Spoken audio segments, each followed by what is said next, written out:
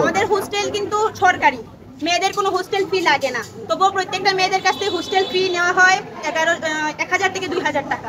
এমনকি Habiganj nursing midwifery কলেজে ছেলেদের কোনো হোস্টেলই নাই, প্রত্যেকটা ছেলেদের কাছ থেকেও হোস্টেল ফি নেওয়া হয় 1000 থেকে 2000 টাকা। আমাদের 20 দফার মধ্যে উল্লেখযোগ্য যে কিছু দাবি হলো ভর্তি এবং মেডিকেল বাবদ অতিরিক্ত টাকা গ্রহণ করা, কোনো প্রকার রসিদ থাকে না, এই টাকা যে নেওয়া হয় তারও কোনো রসিদ নেই।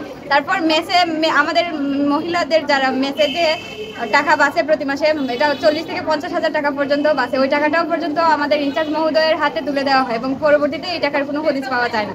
ওনারা ওই টাকা কী করেন আমরা এখনো পর্যন্ত জানি না আসলে ওই টাকা কোথায় যায় বা কী হয়।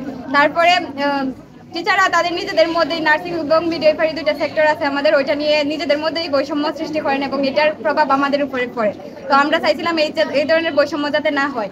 আর ধর্মীয় বিষয়, আমরা একটা অসাম্প্রদায়িক রাষ্ট্রে বাস করি, তবুও আমাদের টিচাররা দেখা যায় মুসলমান এবং হিন্দুদের নিয়ে নিজেদের মধ্যেই বৈষম্য সৃষ্টি করেন।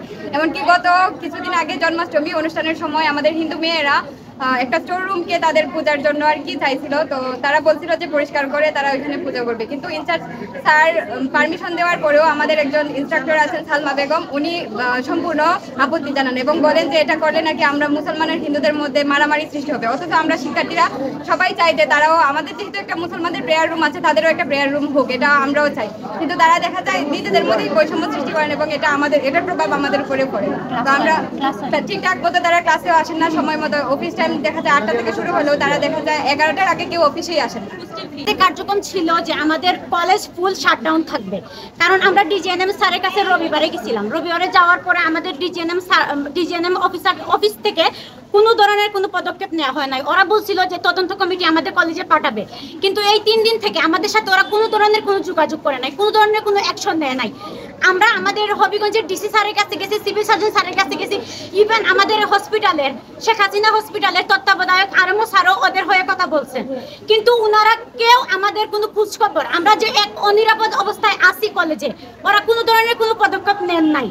আমাদের এই কমপ্লিট শাটডাউনের কারণ হলো যে আমরা যাতে সুষ্ঠু বিচার চাই, আমাদের যাতে দ্রুত পদক্ষেপ নেওয়া হয়, কারণ আমাদেরও অনেক ক্ষতি হচ্ছে, আমাদের পড়াশোনা কোনো কিছুই হচ্ছে না, আমরা সব কিছু বর্জন করছি।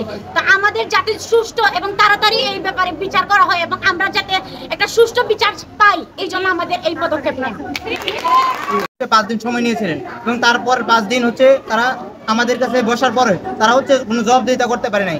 তারা জবাবদিহিতা এবং কলেজে বিভিন্ন প্রকার অনিয়ম এবং দুর্নীতি আছে, সেগুলো তারা কোনো প্রকার জবাবদিহিতা করতে পারে না, বরং তারা হচ্ছে একজন আরেকজনকে দোষারোপ করতে থাকে। এবং তার পরিপ্রেক্ষিতে হচ্ছে তারা যেহেতু আমাদের এই সমাধানে আসতে পারে নাই, আমরা তাদের যারা হচ্ছে দুর্নীতির সাথে জড়িত, আমাদের কাছে সরাসরি প্রমাণ আছে।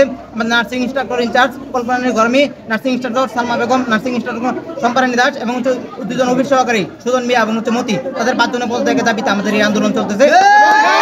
যতদিন পর্যন্ত হচ্ছে তাদের পদত্যাগ না হবে এবং আমাদের লিগ্যাল নোটিশ না পাবো, আমাদের আন্দোলন চলতেই থাকবে।